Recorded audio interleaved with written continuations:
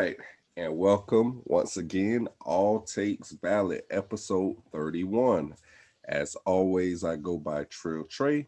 Unfortunately, I'm here with Spence, or SP21, and my Whoa. main man, Vick. So, Vick, why don't you go ahead and give him a rundown for today's episode? All right, so for today's episode 31, we have three topics today. The first one we'll start off with is Dwayne Haskins. He signs with a terrible organization known as the Pittsburgh Steelers. Oh man, I knew this was coming. Um, the second one we have is the Deshaun Watson has a new destination, new favorite. And to end off, we have our pick'ems, and we also have two guests that will be coming onto the show. So, with that being said, we'll start off with the Dwayne Haskins. Trey repping his Steelers gear. So go ahead and pop it off. Let us know what you're feeling about it, what you think about it.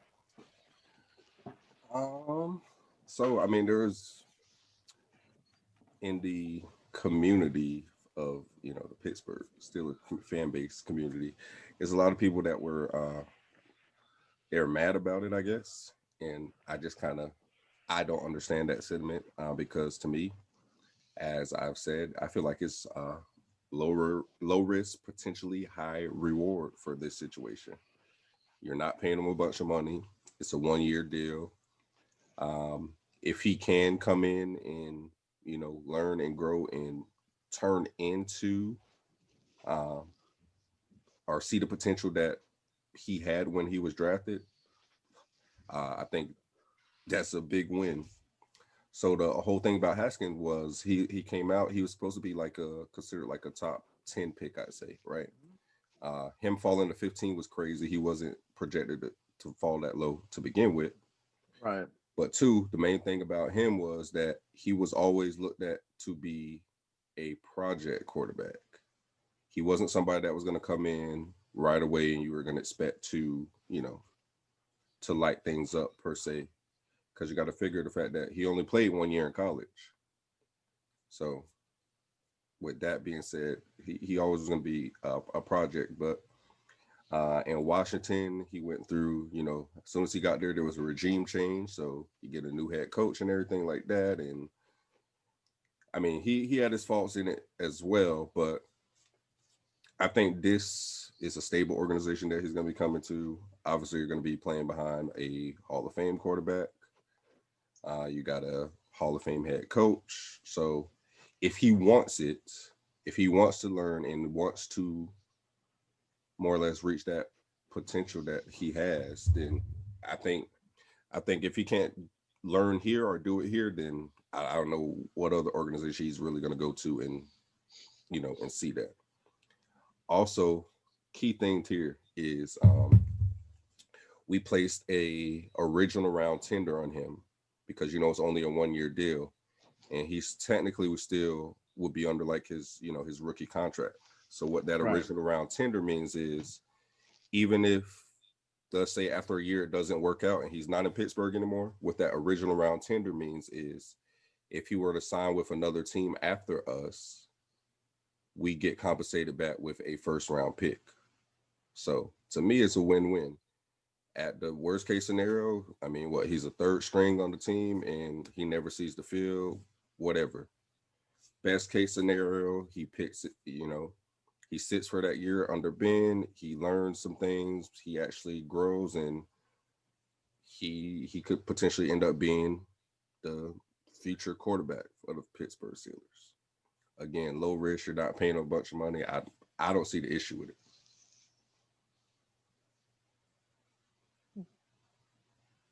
All right. Spitz? Well, stay away from Juju. Just stay away from Juju. All right. Stay away from Juju. Stay away from Claypool. Until y'all on the field. When y'all on the field, yeah, go ahead. Talk it up, do all a little dance. But when off the field, stay away from them. I better not see you on TikTok. Stay away from them. This is This is probably the best chance scenario you have. You have a team that's able to be in a playoff, and B, have enough chances to probably make a Super Bowl. So you might not play that first year, but if you just use what the opportunity gives you, use it as a growing place, and you show effort, yeah, he might be the starter of your future team. Uh, he just gotta get his head right. He gotta be focused. It has to be about nothing but football. That's why, nothing but football. Well, a good thing about this is I hear. Well, actually, I was there, so I know a little bit too, because I may or may have not have looked for one while we were out there, but you know, I went to Pittsburgh a couple or 2 years ago for a birthday to go out there and hang out and stuff, and Pittsburgh strip clubs aren't very good, so I don't think I think he'll be a little He'll more be fine. I think he'll be fine. There's not a lot of good strip clubs in Pittsburgh for him to go hang out. So. All right, all right. As long as he'll be fine. Oh man. Vick, But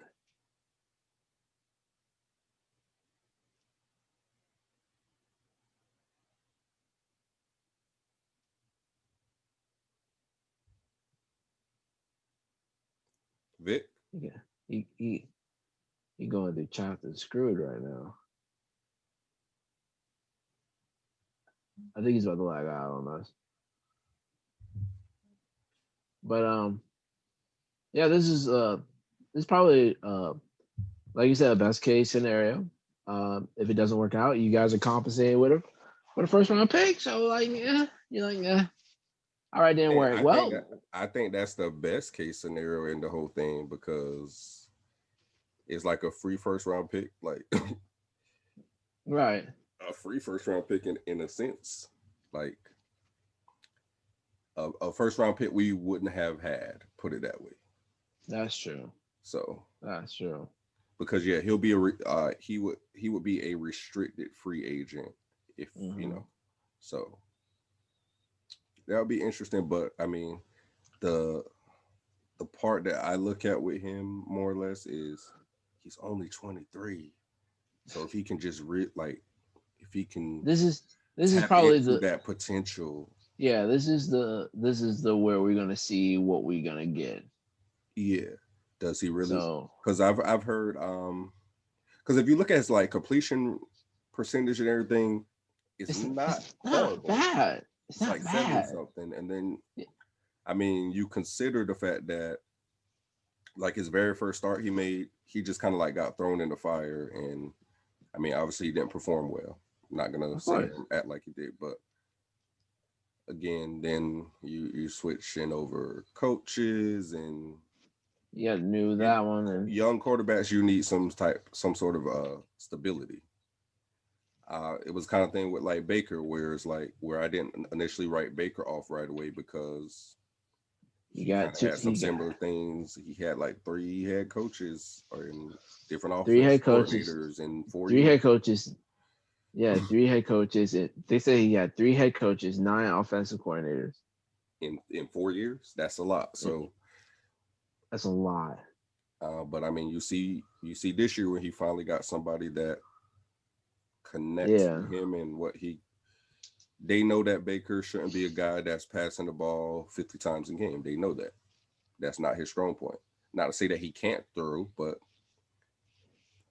anybody, if you're putting the ball in the air that much, it's a It's chance of bad things happening. You can that's have a ball true. get tipped. You can have, multiple things can happen with that. So I think with Scafancy over there, and they found something that works for Baker. Good things I like about Haskins is his arm. He can make the throws that like he has a Yeah, cannon. he can have a deep ball. So and that's one thing that we were kind of complaining about this year. Like Ben didn't throw enough of those deep balls per se. That we got the receivers that can go run and go get them. Now, I mean, the accuracy and the reading coverages part, that's something that he's gonna have He's gonna to. have to develop. Yeah, he's gonna have He's to gonna work on yeah that. yeah he got to But the develop. arm talent is there. Right. So, I mean, there's there's definitely pluses to that. Right. But again, the way I look at it in total is this is a low risk signing. This does not hurt us in any way. At the very least, he's taking Dobbs' spot at the very least. So to me, it's a low risk signing all around. At the very least, he just sits at the third position. He maybe never even play a game. At the best case scenario, maybe you got your future guy. Who knows how it's gonna pan out? Definitely has the potential. Like I said, positive I like is definitely has the arm strength to make every throw you need him to make in the league. He's just gonna have to learn and develop, also like reading and breaking down the coverages and that sort of aspect. But that's something that you can fix if you're willing to, if you want it. But just a natural arm talent ability, he has that already, which everybody doesn't have that. Really. Kyler Murray, as good as Kyler Murray is, and I love Kyler Murray, right? He's not, just based off his stature, he's not going to make the same type of throws that somebody of Haskins' frame would be able to make, if that makes sense. Okay. Because he is taller than him, so yeah. Way taller. Way taller. But Mr. Bynum, what's your take on it? Yeah, sorry. The biggest hater in the world. My opinion, I think that this is going to be a good situation for the Pittsburgh Steelers in the long haul. As long as Big Ben is willing to mentor, which previously he stated he's not, but that was like years ago. So hopefully his mind frame has changed, and especially if he comes back, if the Steelers want him back, obviously that's going to be depending on the whole cap situation. If he's willing to restructure it, which I'm sure he will be, but you never know.